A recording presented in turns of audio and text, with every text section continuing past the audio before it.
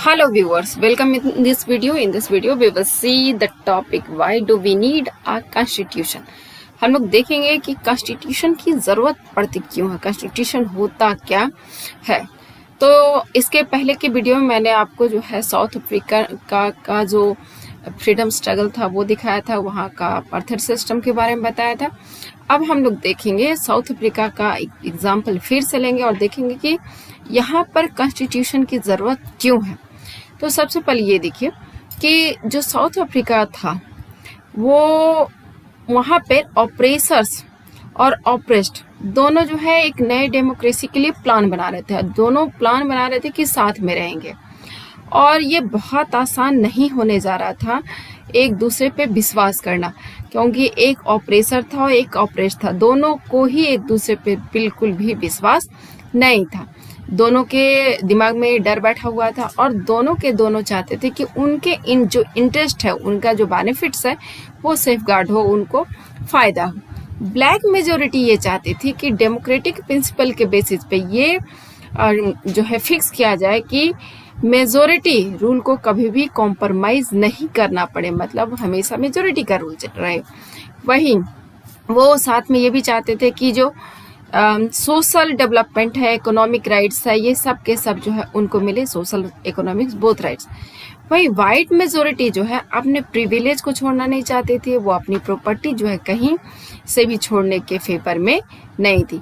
मतलब यहाँ पर अब ये हो गया कि ब्लैक चाह रहे हैं कि उनको सारे राइट्स मिल जाए, वही वाइट जो है अपना कोई भी राइट्स छोड़ने को तैयार नहीं है। तो आप ये समझिए कि कैसे जो है इनके बीच में कॉम्प्रोमाइज हो सकता है। Let's see that.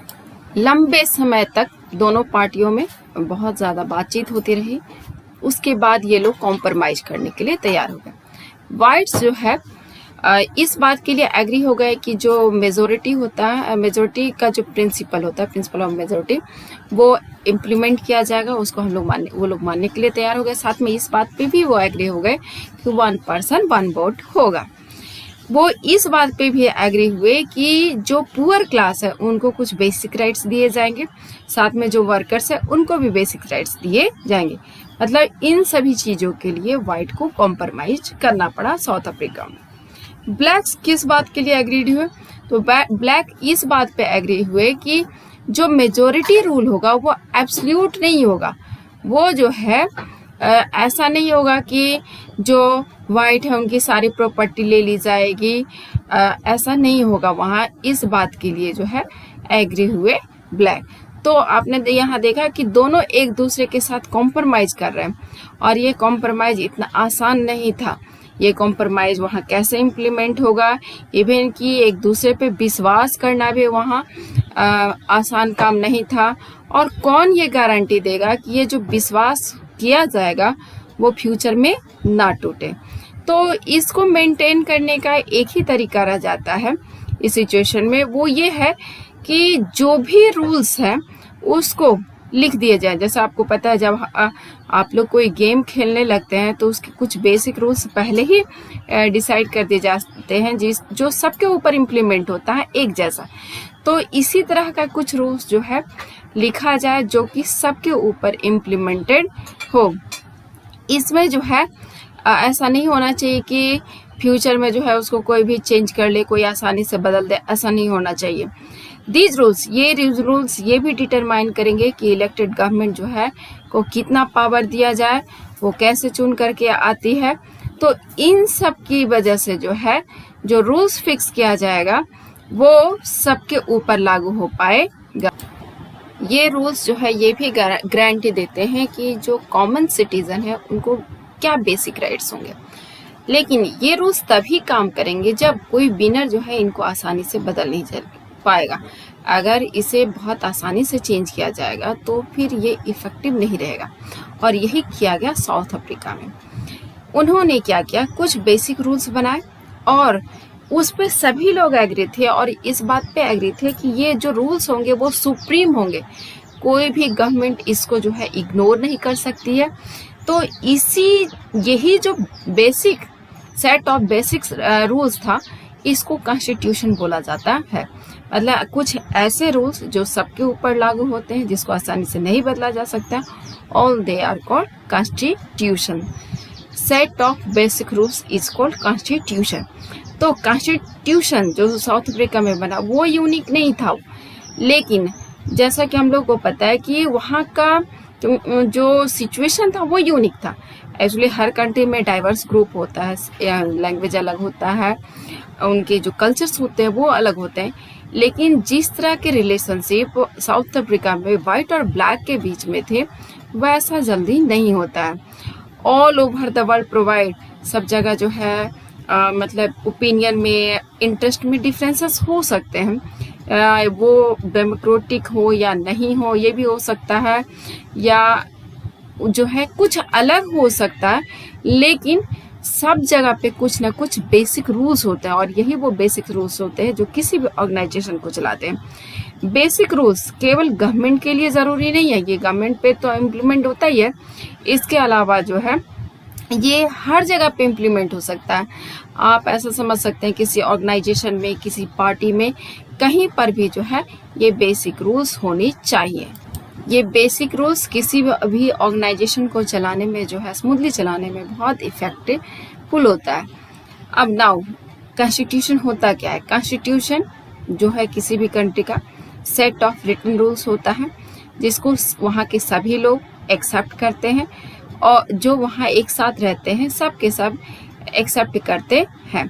कॉन्स्टिट्यूशन वो सुप्रीम लॉ है जो डिटरमाइन करता है लोगों के बीच के रिलेशनशिप को, जो उस पर्टिकुलर टेरिटरीज में रह रहे हैं, पर्टिकुलर कंट्री में रह रहे हैं, जिनको कि सिटीजन्स बोला जाता है। और ये साथ में ये भी डिफाइन करता है, इस रिलेशनशिप को भी डिफाइन करता है कि जो पीपुल है और जो गवर्नमेंट है उनके बीच जो है कैसा जो है रिलेशनशिप क्रिएट होगा। मीन्स जो कॉन्स्टिट्यूशन है वो लोगों के बीच तो डिसाइड करता ही है, साथ में ये भी डिसाइड करता है कि गवर्नमेंट के साथ जो है उनका रिलेशनशिप कैसा होगा। कॉन्स्टिट्यूशन में जो है बहुत सारी चीजें होती हैं। क्या क्या चीजें होती हैं? Let's see this. चलिए यहाँ देखिए कॉन्स्टिट्यूशन क्या क्या काम कर सकता है या फिर क्यों जरूरी है। तो सबसे पहले कॉन्स्टिट्यूशन जो है एक ट्रस्ट जनरेट करता है, डिग्री ऑफ ट्रस्ट जनरेट करता है, और ये कोऑर्डिनेशन जनरेट करता है। दैट इज नेसेसरी फॉर जो बहुत तरह के लोग हैं अलग अलग जो साथ रहना चाहते हैं, उन लोग को साथ रहने में जो है ये ट्रस्ट जनरेट करता है। जैसे आप देख लीजिए इंडिया में इतने सारे स्टेट है, इतने लैंग्वेजेज है, सभी अलग है, लेकिन सब के सब फिर भी साथ में रह रहे हैं। क्यों? It's all due to constitution. Constitution जो है हर किसी को एक जो है मिनिमम गारंटी देता है, जो लोगों के बीच में जो है विश्वास को जनरेट करता है। दूसरा है ये स्पेसिफाई करता है कि गवर्नमेंट कैसे बनेगी। आपको पता है कि हमारे कंट्री में गवर्नमेंट के बनने का एक पूरा का पूरा प्रोसेस है, और कौन किसके पास कितना जो है पावर डिसीजन करने का जो है पावर होगा, who will have power to take which decision, किसके पास कितना पावर होगा डिसीजन लेने का। जैसे प्राइम मिनिस्टर के पास कितना है, प्रेसिडेंट के पास कितना है, जो अदर बॉडीज है उनके पास कितना है। तीसरा ये है कि ये लिमिट्स लगाता है गवर्नमेंट्स के पावर पे। गवर्नमेंट का पावर अनलिमिटेड होने से ये कंट्रोल करता है क्या? कौन? कॉन्स्टिट्यूशन।